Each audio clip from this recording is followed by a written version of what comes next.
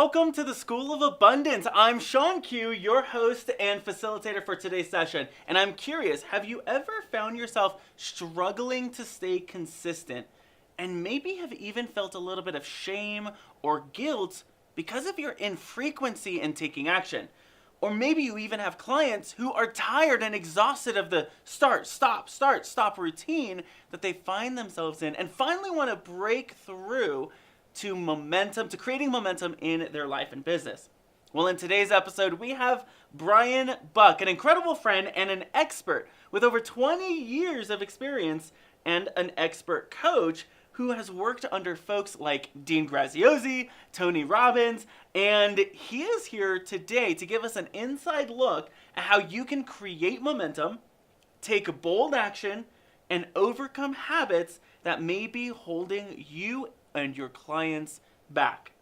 We're also going to explore 5 words, 5 pieces of language that hold secret meaning and, when pointed out, can unlock incredible breakthrough for yourself and your clients. Now, if this is your first time watching, I'm ShawnQ, your host and facilitator, an executive abundance coach, trainer, and founder of the School of Abundance. And I am really excited because you're with us live. If you're with us live, go to put #TeamLive. And if you're on the rerun, go ahead and put #TeamRerun. Thank you so much for spending time with us today.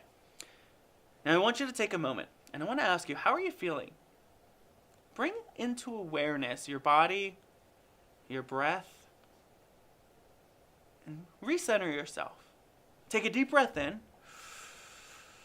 and a deep breath out.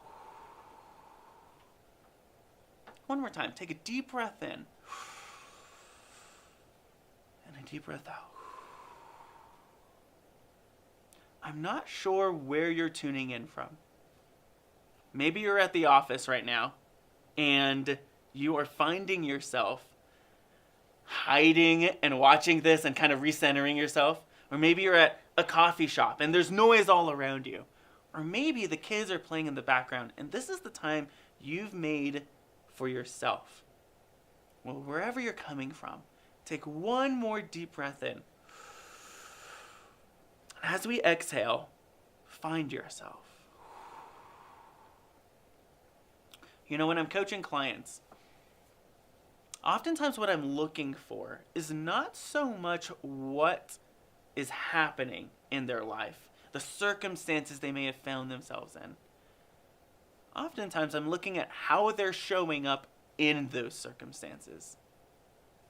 And I'm looking at the language that they use to describe their role and place in those circumstances. I once heard an incredibly wise person say, language is a case holder for meaning in our lives. That every word holds meaning, and as we speak it out, we believe it and we hold it to be true. And secretly, it reveals where we truly are, what we truly believe, what we truly think. And so when I'm coaching a client, oftentimes I'm paying attention to their language, what they're saying, and their body language, how they're saying. If you have watched, I think it was episode 2 with Dino Delpleche, you'll remember that he said something really interesting. He said, the brain processes, but the body stores. And so when I'm looking at a client, oftentimes I'm looking at what they're saying and asking, is what they're saying in alignment with how they're saying it? For example, as they're saying what they really, really, really want, is their body language excited about it, or is it closed off? Or as they're describing a circumstance or a situation they find themselves struggling with, are they closed off? Are they kind of hiding from it? And so I'm looking at both language and body language. And so today, what I want to give you, I want to empower you, I want to equip you, so you can actually immediately implement this in your very next coaching call. I want to empower you to look for 5 words. 5 words that can reveal secret challenges and beliefs that may be holding your clients back. If you're taking notes, write this down, put this in the chat. The first word is this: should. Should. Should describes shame. Should tells me someone else is describing what needs to happen. That there's an external pressure for this person to do the thing they think they should do. And so anytime I'm listening to a client and they're saying, I really should be going live. Excuse me. I really should be going on Facebook more often. I really should be on LinkedIn. I really should be on Instagram.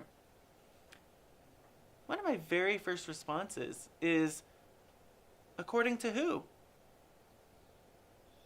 According to who? Who is the person that is telling you or creating that expectation that you should be doing this? And oftentimes I will challenge them. Let's take the should out. Let's stop shoulding all over yourself and let's start coulding. What is the could in this? What is the possibility here? What could you do if instead of the peer pressure or the society or the shame, you were alive about what you were doing? You were energized by what you were doing. What could you do that would be more aligned to what you really, really want in your life? If you find your client saying should, pause them. Ask them permission. Hey, is it okay if I point something out? I noticed you said the word should. Where is that coming from? Where's that expectation coming from? And I guarantee as you dive deeper, it'll unlock insight and breakthrough that allow your clients to move forward. Here's the second word. If you're taking notes, write this down.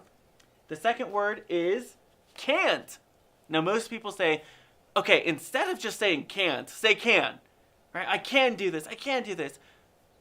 And yet what happens is we find ourselves trying to convince ourselves as opposed to unlocking new ways of thinking. And so instead of can't, whenever I notice the word can't, what is happening is there is a limitation, a block that exists simply in their mind that I want to help them unlock and break through. And so what I'll say is, hey, I noticed you said you couldn't do this. Can I open some possibilities for you? Is that okay? And I start off a question with, what if? What if you could? Let's just pretend. What if we found a way to make this happen? Let's just pretend. And what happens is we begin to use our imagination and paint a vision of what's possible instead of focusing on the limitation. So, number 1 is should. Number 2 is can't. Number 3, just. Just. I'm just a coach. I'm just a consultant. I'm just a solopreneur. I'm just a one-man show or a one-woman show. I'm just. Anytime I hear the word just, I always have them slow down and I see an identity issue there. And so what happens is identity, when you unlock and shift identity, behavior actually begins to shift naturally. Why? Because identity will dictate behavior. And so as I'm uncovering what is the identity they have here, I have them reframe their language. And instead of just, I have them make a little bit more of a declarative statement. And I ask permission, hey, I noticed you said you're just a coach, but what if we added some power to that? And you said, I am a coach. I am a consultant. Well, what happens is the word just stops limiting what we do bring to the table. So I encourage you, as you're listening to your clients, if they're using the words should, can't, or just, slow down and point it out for them. Create a space where it's safe to unlock the belief that may be holding them back. Here's the 4th word. Put this in the chat. The word to. Now, not the number 2, but T-O-O. To. I'm too young. I'm too old. I'm too smart, or I'm too dumb, or I'm too shy, or I'm too extroverted. This again taps into identity. but it also shows me and it reveals that they see someone typically who is successful and they're comparing themselves. They're saying that person is perfect for that role. I'm too young compared to them, compared to so and so. And so what I'll typically do is I'll slow them down. I'll ask permission. Hey, can I point something out? I noticed you said you were too young to do this. Can I ask? Compared to who? And what'll happen is they'll reveal, well, that person's, 50 years old, 30 years old, however old, or however young, or whatever the case is. And then we'll begin to identify, well, what was their journey to get to that place? Because they weren't always there. And what if you treated yourself as if you were becoming that person every day? And not just becoming that person, but you found what made you unique, and you became more of you. How would you light up? How would your soul be on fire? And the fifth word, put this in the chat. Ooh, this is a good one. The word need. I need to be doing this. I need to be doing that. Well, again, asking permission. Can I reframe that for you? What if you didn't need to do this, but you decided to do it? Right? Need oftentimes indicates an ongoing to-do list. I need to do that and this and this and that. And it just becomes overwhelming and they never get it done. So what I'll do is I say, hey, what are you deciding to do today or tomorrow or this week? And we put it right in front of them. So it becomes not a need, but a decision that they've made. So as a coach, I want to empower you and encourage you in your very next coaching call. Listen for these words. Should, can't, just, to, or need. And I guarantee as you begin to point this out, you'll unlock beliefs that are holding them back, and your clients will get incredible results. And naturally, you'll feel really good about it too. Now this brings me to my guest, Brian Buck. Now, he's a really good friend. We can talk Star Wars all day long, and I'm really excited to have him on the show because he's going to help us identify how do we overcome some of these unhealthy habits that keep us from building momentum, and what are some ways that we can really tap into our intuition while still applying a little structure to the work that we do. If you can, go ahead and give a huge round of applause to our guest today, Brian Buck.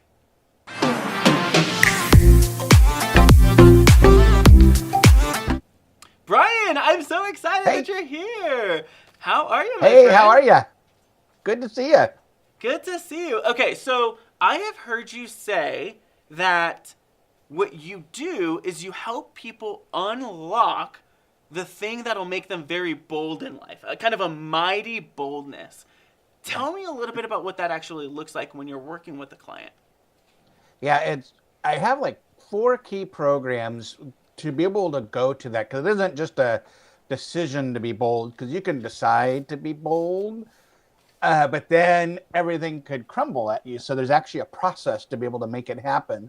So the first one is you got to start with a bold vision. Without a bold vision, you can be bold in something you're not excited about, and that's going to make it drop right away. And then we got to build your bold strength. So the strength is both the mental, it's really just building up the mental habits and the way that we think.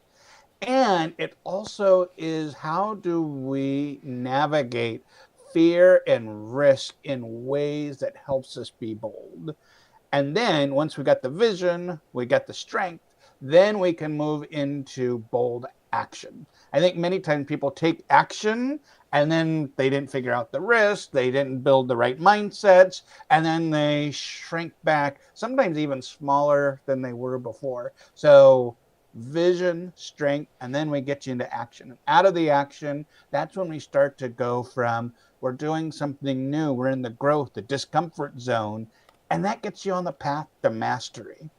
And then the last key element is nobody succeeds by themselves. Nobody can really be bold in a bubble. And so we work on creating a bold community and bold connections. Like, who's got your back? Who is the people that you're in contact with that's going to take you to another level? So that's the high level structure of how we help people. But ideally, it's for people who want to be more audacious, they want to be more decisive, they want to be more deliberate, they want to be limitless and innovative. So all of these things just requires a process. And it might be a bold dad, a bold leader, a bold community person. You can apply it anywhere, which is really exciting to see people step into boldness. It's beyond confidence, it's a way of living. And so I like that you mentioned it's beyond confidence. It's a way of living. What is the difference between confidence and boldness? And how does someone know I'm living a bold life? They know it when they're not having to muster it up. So confidence is where you go, oh, okay, this is happening. I'm going to get my mindset all set together.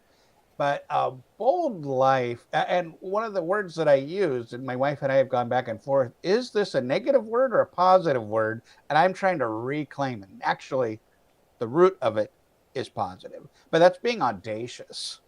Some people could be like, oh my gosh, that person is audacious. How dare they?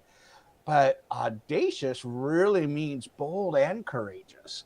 And so when you're living boldly, you never hold back. And that takes some strength and practice, but you begin to be 100% of who you are and what you're about. You stand up for things. Like when you see things that bother you, you stand up for them. And part of the communication work that we do is we help people bring up elephants in the room respectfully in ways that make people listen without having people shut down. So sometimes people might think bold is being brash. That's not what this is about.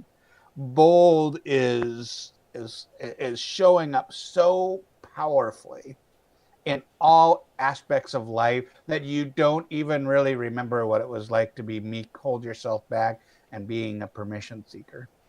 Do you find, because you mentioned that you help people bring up the elephants in the room, that is a very safe kind of appropriate process. Do you find the thing that holds a lot of people back from living a bold life are those unspoken elephants? And if so, what are typically those elephants that we just don't talk about? So, um, what's interesting that I have found in the business setting, the elephants usually are bad perceptions of bad decisions by leaders. So, in the workplace, organizations make decisions that are so disconnected from the people doing the everyday work that they're like, this is stupid, this is crazy. And most organizations aren't hitting their strategy because they don't have a clue of what's going on at the front lines. And so working with teams to be able to do that really helps actually get leaders having discussion. In personal lives, um, it really comes down to I think just relational things. And one of the things I coach, and you and I have talked a lot about, is nonviolent communication, which is there's a book and a process. But what you do is you recognize the emotions you have, and then you identify what you need. So if I'm fearing something, that would make me say, oh, I need stability right now. Or if you think about love languages, I need touch or I need gifts to feel loved. So recognizing what you need and then asking for it. And so that is something where I think a lot of people have fear and just some blocks, like they would say, well, I'm not worthy to ask for what I want, or I fear if I ask for what I want, it's going to blow up in my face. And they're going to say, actually, I hate you. And so those are the things that we really help people work around in their everyday life. And then when you think about boldly following their dreams. It's the same thing. Like everyone wants to play it safe. I just heard a Lisa Nichols quote the other day that's been resonating with me and said, if you have a goal and you know how to do it, it's not big enough. And your goals should scare you because you don't know. And so I think that is a piece where people are living safely, is they're making goals they know they can hit without really thinking, I want to go even further. And even if you don't hit that goal, if you're shooting for 100 and you land on 70, that's awesome. The problem is so often people are shooting for 40 or 50 and going, that's good enough. And so I think this kind of goes back to your framework, which is vision, strength, action, community. In identifying like what they really, really, really want, what are some tactical ways people can get really clear about that on the vision side? Yeah, there's quite a few. I use something that I learned from Mind Valley. It's called like the three most important questions.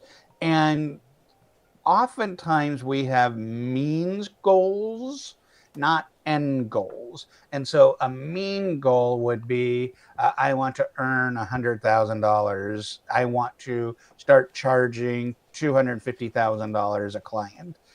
Those are means goals, but the end goals are really where you want to be. My end goal is I want to have a Star Wars museum. And so because I'm working from where I want to go with that, then I could figure out all the means to get to that end. So we start with beginning with the end in mind and really challenging people to see how often they discount themselves when it comes to that. I want it, but let's do this. Like we're talking a 50. You're in the 40 or 50 category. What do you really want? And so that is a key thing. And then really understanding why you want it and helping people get super deep, because sometimes even the ends aren't even the means. Because I think about in my career, when I was in high school and college, I wanted to be a film director. And I used to do a lot of stage directing and acting.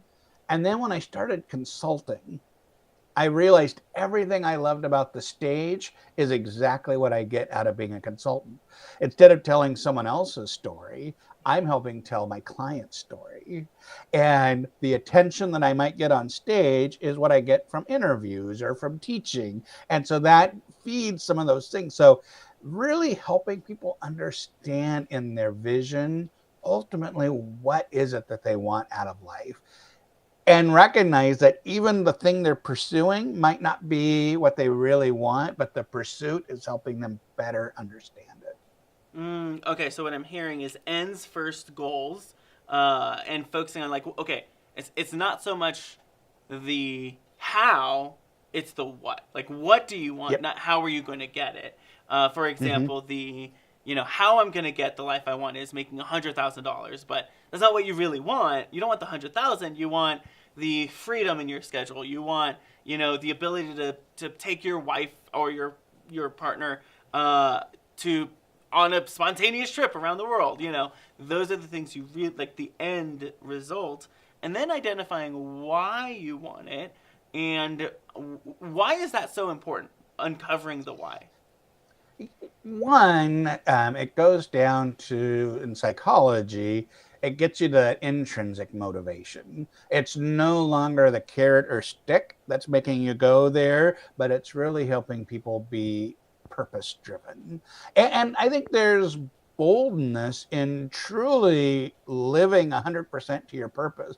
I was recently working with a client and helped uncover their values. While they always had their values, having them written and put out there, now they're intentionally stating their values. They're drawing people to them that have those values. They are saying, oh my gosh, I just used this value in this situation, which brings up their. So just having that kind of clarity is powerful. And it isn't obnoxious, brash power, but it's bold power. It's someone who sits with you and they're almost resonating with influence because they've got it dialed in. They know their values, they know what they want, and they know why they want it, and the skills to be able to communicate and collaborate to make it happen. Okay, so really uncovering the why gives us the clarity, and it allows us to pull in and almost be magnetic to people who are connected to that why as well, who Yep. associate themselves with those values. So when it comes to strength and risk taking, how do we identify a real risk versus a fear of the unknown or an insecurity or a more mental mindset challenge? Yeah, there's a few different ways that I approach it. But one of the key things is I really have people identify all of the risk, real or imagined. And once you do that, it's almost like this is probably the wrong term, but it's almost like throwing it up all out of your head. You put it on the paper and you say, what else could go wrong? What else could go wrong? Because then once it's on paper, then you can go, well, how am I going to react to it? Then we go through a process to say, how might you prevent these from happening? Well, if I got this skill or if I made this communication with someone, I could do this. Or if I bought this thing, this might help. So all of a sudden, those things that you fear become less fearful because you know, oh, I could prevent them. And then we go through and say, all right, these things absolutely happened. How would you recover or get back to normal? And then you go, oh, well, you know what? If I say what I need and they say, I hate you, how dare you ask for it?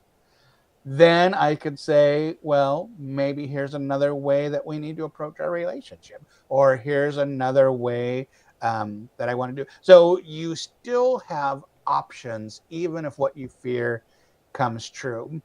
And I think I shared with you Ryan Leake's book on failure a while ago, but one of the things I love in there, he talks about is so often we think, what would you do if you knew you couldn't fail? He flips it on his head and says, what would we do knowing we will fail? And that is a bold question. And those are the things going, here's your list of failures, and we now know what we will do if any of these happen. We can prevent or we can recover. Is it still worth it? And then the last piece that I do, this is something I learned from Tim Ferriss, call it roll the dice. So with roll the dice, if I roll a 6, I'm going to earn $1 million. If I roll a 1, I'm going to lose $2 million. If I roll a 2 through 5, I'm going to earn $500,000. So often, we do not take action because of 1 in 6 chance of failure that we forget we actually have a 1 in 5 chance of winning. And so helping clients really see overall there's more chance of winning than there is of failing big. That's the other thing that gives them the strength to say, dang it, I'm going to do it. You know, like they arrive at, I guess I really have no excuses at this point. And I go, yep, let's be bold. I love it. And so, what one thing that kind of reminds me of the work that you're describing where, hey, let's list all of the fears, all of the risks, all of the possibilities.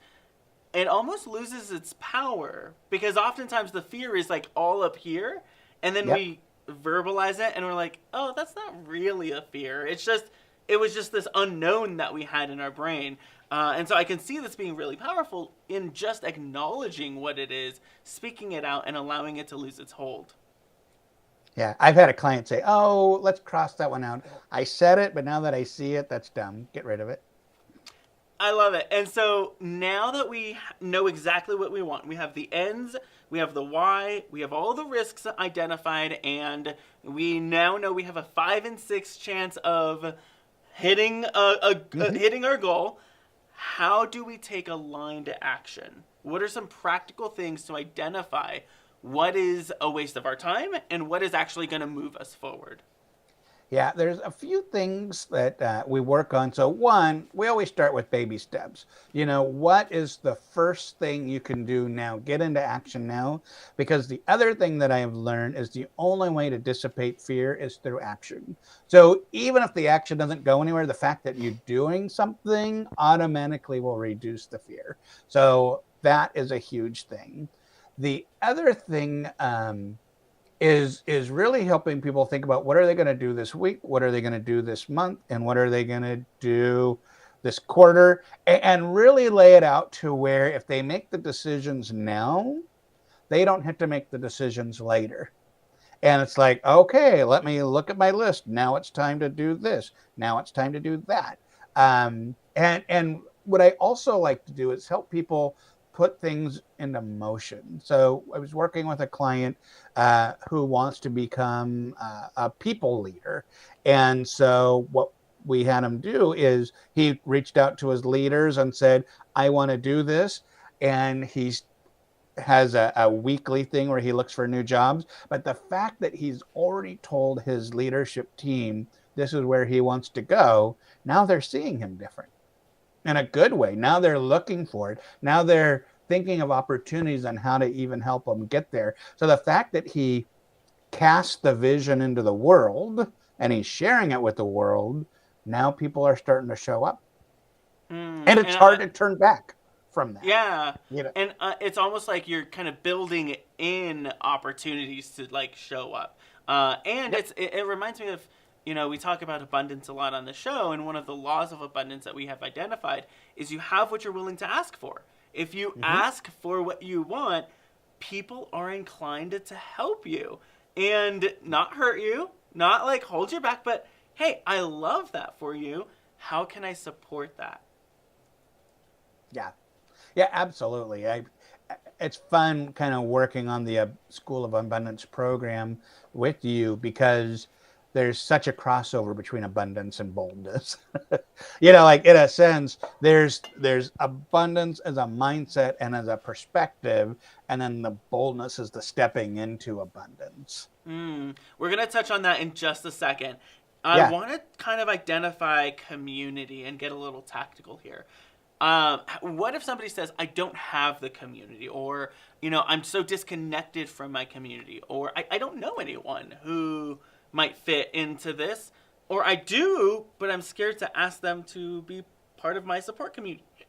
How would you encourage them to kind of move forward into that? One, we go into the fear, like, well, what's the worst thing that's going to happen if you say, hey, can I be a part of this community? They say no. I says, who's jumping off of a building because of that? Is anyone going to be writing notes saying, Brian Buck asked me this, how dare he? And they start to see, and then you say, well, what can you do to prevent that from happening? Maybe you research the person. Like, hey, I see you've done such great work in this community, and I would love to be a part of it because I read this article that you did, or I saw this program, and all of a sudden they're like, oh, I like this person. This person knows me. So this is kind of where that communication aspect and being a master communicator and a master connector, the skills that are part of getting into the community. So that makes it easier. So once again, if you don't know anybody, this is where you go Kevin Bacon. So, the 6 degrees of Kevin Bacon. There is someone who does know. So I've said, go out there and ask, who do you know who? And in fact, one of the other clients that I have, they wanted to get involved in a new industry. So they reached out to their existing network, family, friends, past high school people, said, who do you know who? And they end up getting connected with a vice president in that industry, and they're doing informational interviews, and now they work at that company. So it really works. And once again, being bold is being audacious enough to just ask and having the strength to just ask. And so dive a little bit deeper into the who do you know who? Like, what? Finish that sentence. How would somebody craft that? Yeah, so let's say if you wanted, no, actually, there's one I'm actively doing. So one of the inspirations for my business was at a Pearl Jam concert, and I frequently ask wherever I go. And by the way, if anyone watching the show knows, reach out to me. Who do you know that's in the band Pearl Jam? Because I want to interview them for a podcast, and I want to personally thank them for changing my life and leading towards me positively impacting so many people. That's I how you love do it. it. And what a bold You just know ask. what you want, Yeah. you have clarity, and then you ask anybody and anyone in a respectful way, in a way that makes people go, oh, I know. You can even add, and if you don't know, who do you know that might know, and can you introduce me? I love it. And so, describing this whole process, I'm kind of reflecting back on how our School of Abundance certification program came into play. I had a vision, and I said I want to create the certification program because there's so many people who want to either become coaches or they want to get better at their craft of coaching, and they love our methodology of abundant living. And so I crafted that vision, and then I started to ask, who do I know who's an incredible coach and an incredible curriculum creator? And immediately the first person to pop up to mind is you. And so you kind of mentioned it, but if you guys didn't know, Brian is our executive director over the School of Abundance certification program. He works with all of our students and makes sure that they feel confident, competent, bold in their coaching. And so tell us a little bit about what that has looked like in regards to this, because I know a lot of coaches are very intuitive led, and oftentimes I lean in that intuition of let me show up and create space. And what you've done really well for us is create structure around it without it burdening or overwhelming the intuitive side of it. Talk a little bit about what that's been like. Sure. One of the key things that has been a part of my whole coaching career in 20 years, I've always been in adult learning. And in that, one of the key things that I've learned, especially in the world of coaching and working with other coaches, and especially newer coaches, is this phrase, which is be intentional in your program and intuitive in the moment. And so we need to make sure that our program is actually leading a client in a way that helps them get constant progress. And having that structure helps us when we show up to be present in the moment, because we're not thinking about what's next, because what's next is already decided. We already know. And like I could ask any questions in the world, because coaches, we love our questions. But if I'm asking questions that helps them get ready for the next stage, that is a very different thing.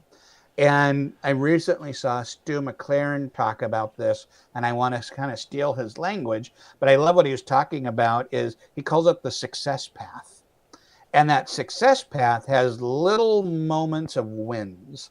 In other words, we don't just get to the end of the program and we go, oh, okay, now I got it.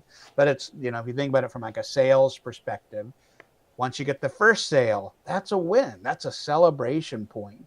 And then once you get that first win, then you now know more to get to the next one. And I was actually thinking before this, if you think about the classic Star Wars trilogy, if Ben Kenobi met Luke and then he went right into the Rancor pit, he would die. He wasn't ready for the Rancor because he's never been to the cantina. He didn't have his first Force experiences. So as a coach and in your curriculum, you want to think about when are they ready and how are you getting them ready? And so kind of like my boldness program, we have to have vision before you get into action. With abundance, we help people have key coaching skills. Maybe they're new to the coach, or maybe they're a great refresher. I took 2 other certifications, and they were both by the same company. And the second certification had so much of the same material for the first one. I thought, oh, this will be boring. But I found myself actually leaning in going, oh, I get it now. Like, these skills aren't things you hear once and put in a notebook and you got them. Like you really have to reflect on these skills. Once again, it gets in what I was talking about earlier, is there's knowledge, there's trying, and then there's mastery. So often we stop at knowledge and we think we've done a good job. But until we get people applying it, it's nothing. And when you apply it, you're not going to be good at it because it's new. And we got to keep people trying things until they get to mastery. So one of my favorite old proverbs is to know and to not do is to not know. And so in our program, it's important to always get people to apply what you just taught them. If not, you were interesting, but you weren't getting them results. And so I love that. To know and not do is to not know. And then there's knowledge, there's trying, and there's mastery. I really like how the certification program is very practicum centric, of getting students to actually do it and not just take notes and not just take, learn and watch a video. Because you could do that all day, every day, but it's not going to make a big difference. How do you feel the School of Abundance and the certification program really differentiates itself from, any other certification program that's really just the knowledge side? What I think it differentiates is you actually have your first offer through the program. So often most coaching programs will say, here's the skills, now figure out what your program is going to look like. And that's kind of where people stop. They go, well, I know how to coach, but I don't know how to sell my coaching. And so by saying you're going to have access to all the same things we taught, that you can rebrand, that you can become an abundance coach. You could start to get some practical experience being an abundance coach yourself. You can apply it. You could be abundance for teachers. You could be abundance for new moms. You could be abundance for health. So it applies to so many different things. And once you start working with more and more clients, you start to, it's hard to come up with your niche and who you want to serve in a bubble. I want to serve these people. This is what I want. But once you start coaching a lot, you start to go, I love those people. Don't like those people. These are my people. And then you start to go, okay, well, what else do they need? So I think having the abundance certification not only is going to sharpen your mastery of your coaching skills, it's also giving you a program that's going to open up the door so that way you get people to talk to, so you better understand what they need, and then offers will come a-flowing after that. Because it's super easy. Like my boldness program came about because I was talking with people and they went, oh yeah, that means something. Like I'm reacting to what people want. I'm not just creating in a vacuum. And that's what I think the abundance program will really provide for people. What's really interesting is we were very intentional about that. I said from the very beginning, I don't want people just to learn a new skill set. I want them to be able to make money from this skill set, to build a lifestyle from this skill set, to be able to quit their jobs or have supplemental income, or really be able to go full-time as a professional certified coach. And so that's been a very big part of why we're doing what we're doing, incorporating sales training as well, incorporating marketing training, incorporating offer production, program creation training, so they can actually have something that they can sell, and will actually support them in that process of landing high ticket one-on-one clients, which is pretty incredible. Yeah, I'm excited about that. Yeah. Okay. So what is something that someone should know if they are considering getting certified or stepping into this abundance certification program? What are some things that, as the executive director, you kind of have inside knowledge when it comes to this work?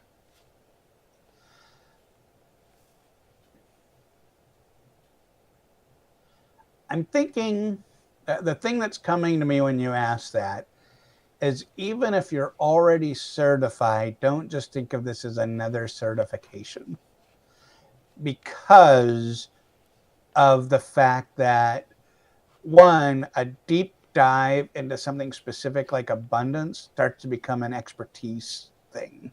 It isn't just coaching generally, but it is developing expertise. And the fact that it will also lead to you having all of the materials available to start selling that as an offer is really huge.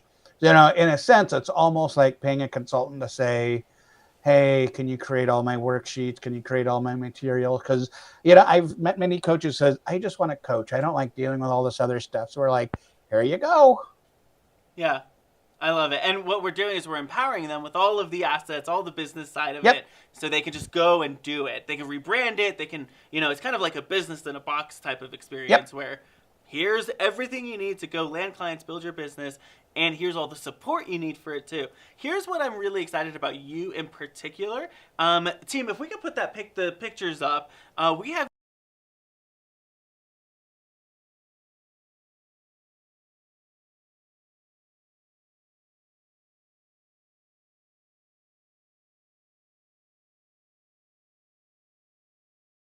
you've learned, and what are you bringing to the experience? Working with them has really been amazing. And I think what makes it amazing is the key lesson, and that is how do you think and act big? Because their events have thousands of people. They are selling packages that are 10 grand that they sell to 1,000 people. And recognizing how they do it behind the scenes to be able to make that happen has been such a great eye opener. You know, and even thinking about, especially now that I've been doing this is my 3rd year of doing it. One is seeing what consistently remains the same. I think as a coach, and probably as, you know, in my first 3 years of coaching as a business, every year kind of changes. Oh, now I'm helping businesses, or now I'm doing group coaching, and now it's boldness. But to really see the power of you have one thing and then you just iterate on that and you still provide tons and tons of value. The other key lessons that I've learned is recognizing, and this is something Dean talks about, but he calls it the value ladder. You know, you might have your free offer, you might have your low ticket offer, you might have your high ticket offer, and then you might have your exclusive offer that's more expensive. And those are all the same. And the only difference when people pay more is because they're getting more access to you. It might be going from done by yourself, done with you, done for you, and even then saying, okay, now, and this is something Dean's team does, is say, okay, now that we got you here, what's next for you? And that's huge. It isn't just, hey, I got you bold. Now it's going to be, now that you're bold, what's the next level for you? And how can I support you there? Now we're Luke with the Rancor. That's a whole nother offer. I love it. So good. And the fact that they've got that makes it so good.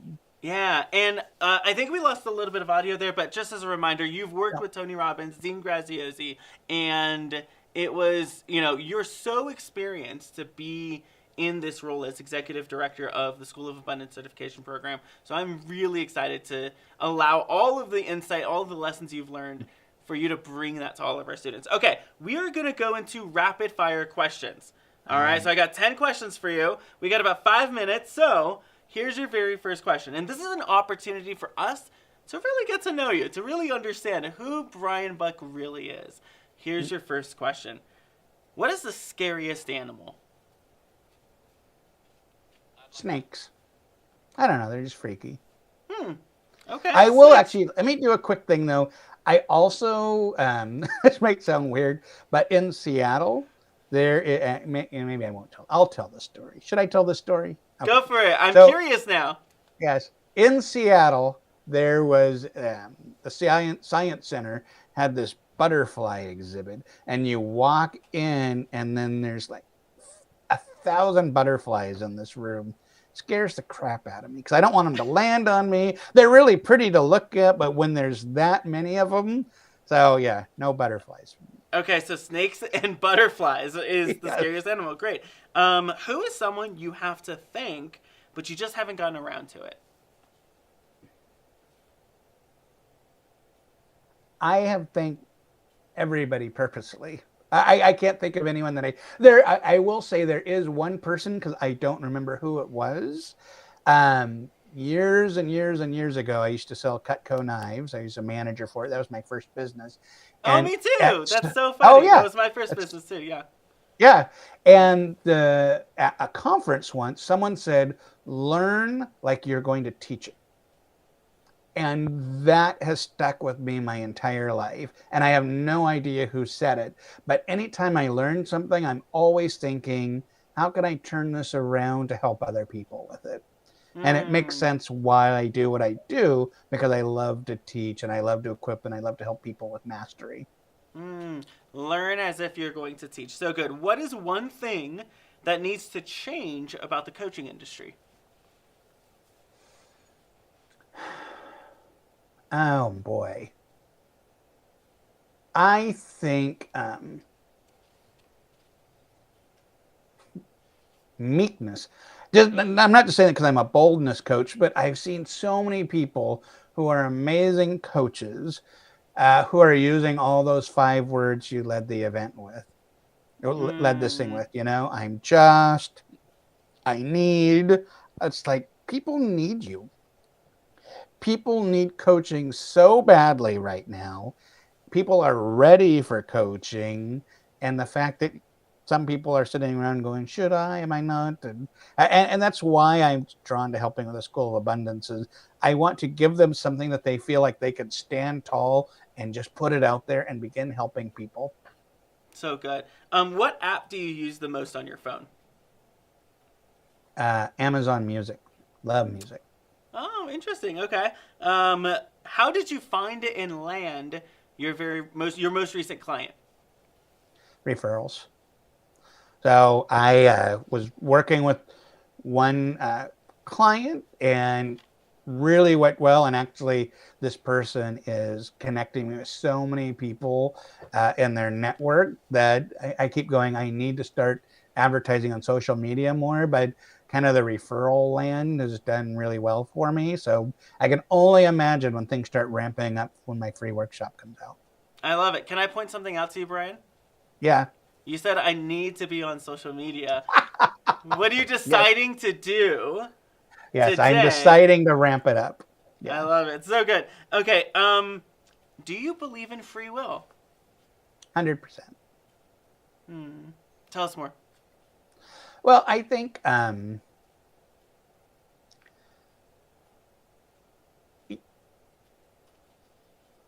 because what I have experienced that if you don't have free will, then you just go around bumping around the world. And even you think about the reticular activation system, the RAS, which is, that's the concept where if you never owned a green car, you bought a green car, now all of a sudden you see green cars, it's because your brain is wired to do it. We have opportunities around us all the time, but until we're clear about what we want, we often don't see those opportunities. So, free will to choose what it is that I want then lets you see what's available. So, if you're just like, look what the universe gave me, the universe has always had stuff out there, but now you're just starting to see it. It wasn't a call and Hmm. response. So, the fact that you have free will, and once again, is if you see an opportunity, doesn't necessarily mean you have to take it either. Hmm. What was your So last that's all free will. I love it. Hmm? Thank you for sharing. What was your last impulse buy? Oh, a Jazz Wears Millennium Falcon. Ooh. Yeah, it's a toy, but it was on sale, and it is like a perfect sculpt of the original model with sound effects. It was pretty cool. I That's wasn't awesome. I wasn't expecting to be as impressed with it as I was. Yeah, I love it. What is one lesson that took you a long time to learn?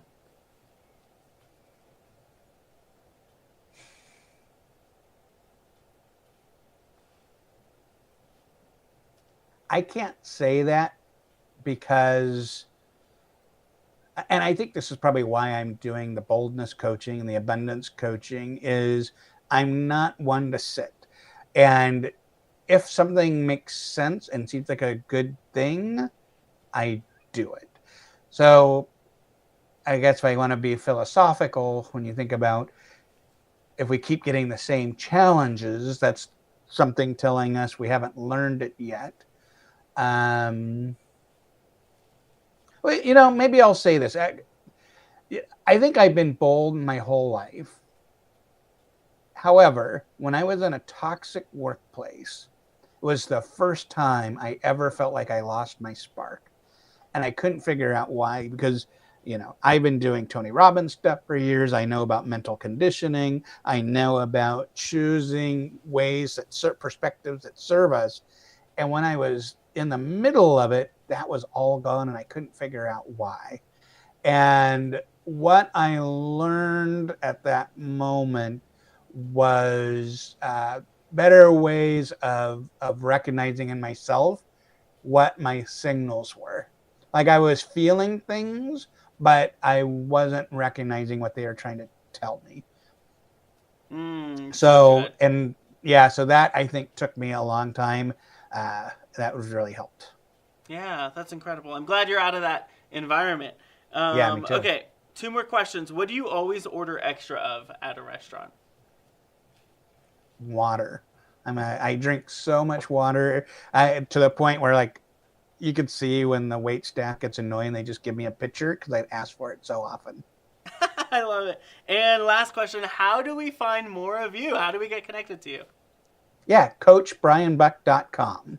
I love it. Matter of fact, I got Yep. Yeah. I just added a free free workbook, so sign up for it. It's really cool. I'm excited to see. Debuting right now. What is the workbook about?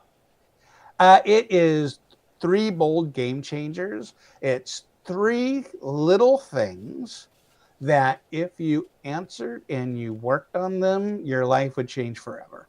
I'm so excited. I'm going to go download that literally right after the session. Brian, thank you so much for spending time with us. You have been such a pleasure to interview and have a conversation with. So juicy. The insights have just been so good. Thank you so much, Brian. It's been a blast. Thanks.